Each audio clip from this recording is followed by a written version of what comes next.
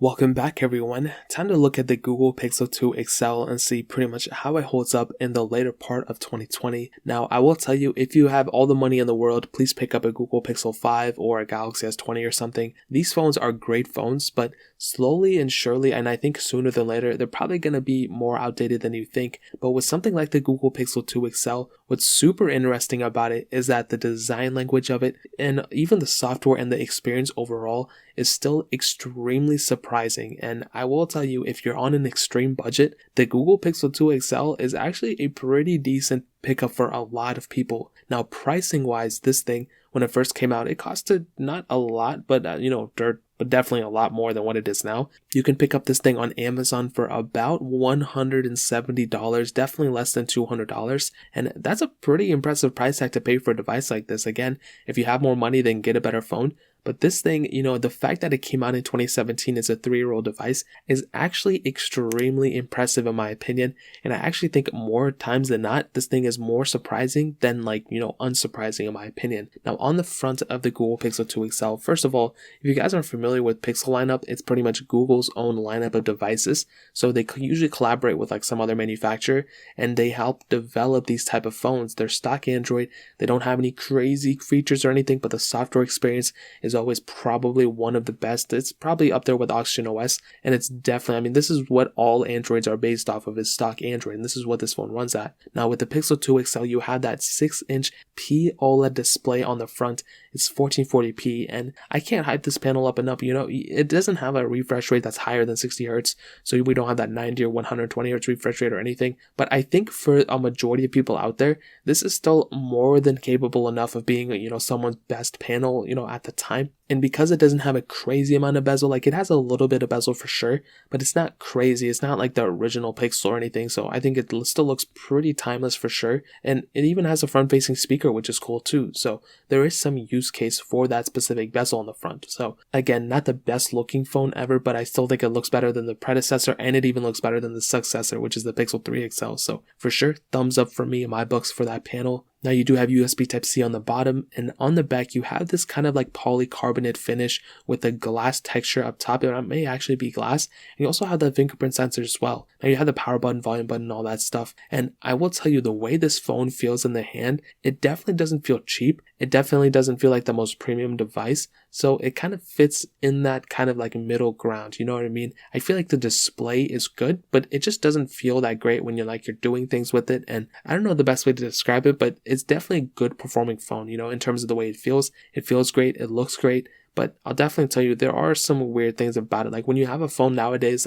that's all glass even on the back, and you have the frosted glass back and stuff, that type of phone feels so much more premium in my opinion versus something like this. But again, for less than $200, I can't really complain. Now you do have that single camera setup on the back as well, and it's a 12.2 megapixel wide angle lens. And I've said this before and I'll say it again, Google at that time in 2017 was making probably one of the best, cameras of that time, and for a single camera lens, it's actually pretty impressive. You can do 4K at 30. It's a 12.2 megapixel lens, like I stated. You have optical image stabilization, laser autofocus, but you can only shoot at 4K at 30. Nowadays, we can do 4K at 60. Even the iPhones of that year could do 4K at 60. So that's another kind of weird thing. It's I wish they could take it up a notch, no pun intended, but that's really what they did at that time. So there's really nothing we can do about it. Now, on top of that, it is a single camera lens. So you don't have a ultra wide sensor. You don't have a telephoto lens. So that's another, it may be a minor thing to some people, and it kind of is, but it's also kind of an annoying thing. I wish they could, develop a little bit of a better camera at that time.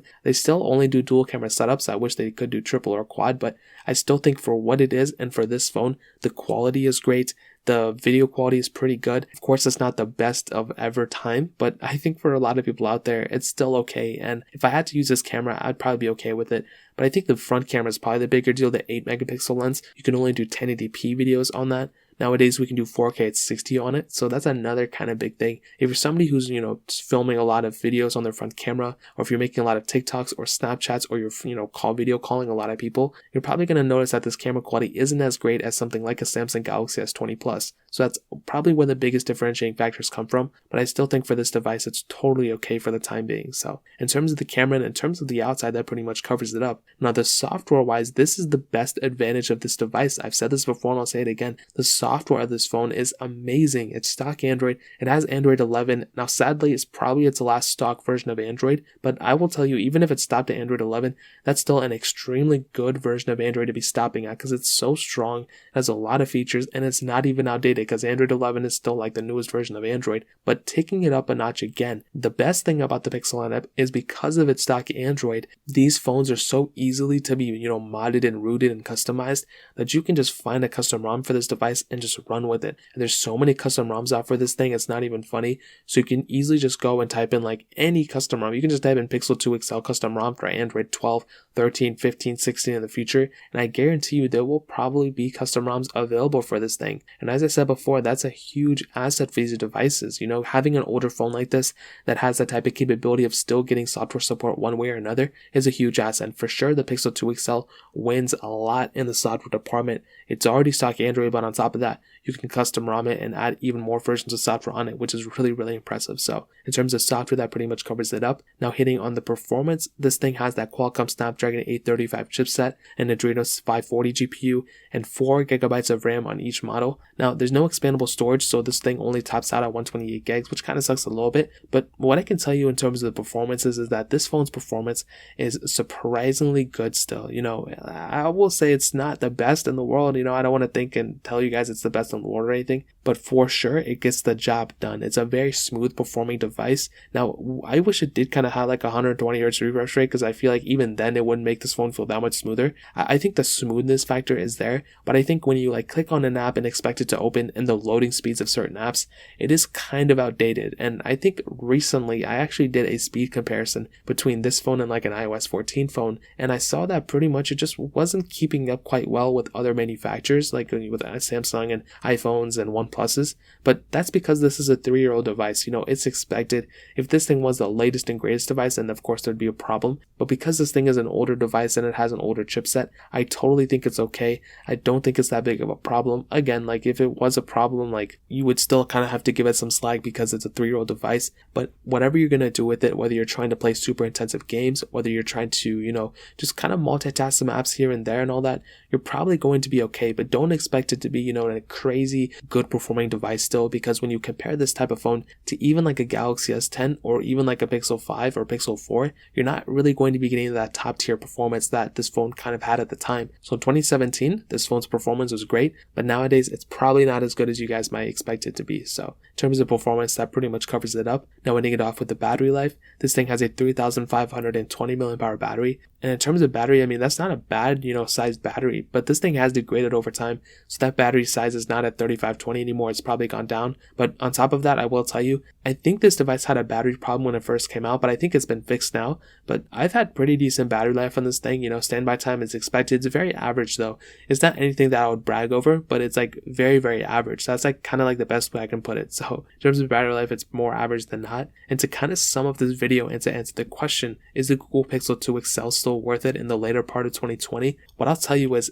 that I think the Pixel 2 XL, if you're on a budget, can be a really decent phone. It's probably one of the best budget phones out there. But I will tell you, if you even have a little bit more money to spend, I would probably recommend picking up like a Google Pixel 3 or a Galaxy S10 or something like that. Like those phones can take you a lot further. But with the Pixel 2 XL, you're getting a beautiful display still on the front. That panel is probably one of its biggest assets. Even though it doesn't feel like the best phone compared to nowadays, it still feels like a really good phone, especially with that big 1440p display that's an OLED panel. Software support, this thing is going to be supported for a very long time, custom ROM wise. Native support, I mean, it's pretty much done. I think it may get Android 12, I don't know, it's probably not. If Google switches out their layout a little bit, then maybe. But this thing, software support, custom ROMs are out there. I would recommend just custom ROMing this thing like crazy. Now, if you're a heavy performing person, you need a lot of apps in the background, all that stuff. That's where this phone may kind of, start to slow down in. And that's why I'm telling people like, I'd recommend picking up a Galaxy S10 or something like that if you have the money. But if you're not, and if you just need something to kind of get the time by, or you need a side device, then the performance of this phone I think is still going to be okay for the most part.